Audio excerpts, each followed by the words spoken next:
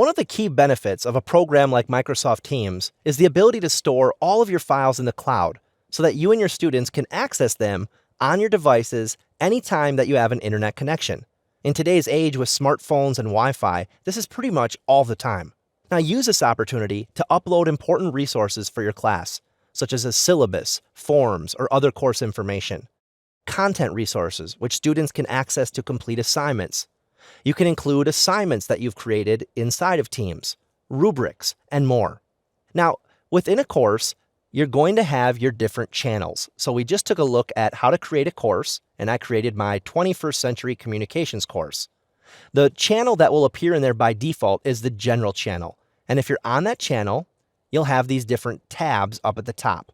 One of them is for files. And if I click on here, you'll notice right now that I don't yet have any files. And that's because we just created the course, haven't added any yet. So if we want to add them, we can do so by going up to these different icons up at the top. First, if I click on New, I can begin creating my own resources using Word, Excel, and PowerPoint. So that's extremely convenient. Also, I can upload things. So if I have something that I've already created, I can go to Upload. And let's say, for instance, on my desktop, I want to share these classroom starters. I'll click Open. It's uploading those files and saving them now to this file library inside of our 21st Century Communications team. So these will be files that everyone who is part of this team will be able to access.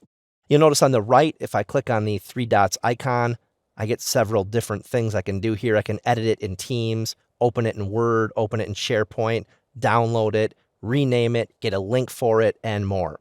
So there's a lot that you can do with it. Now let's go take a look at a course that has already been developed.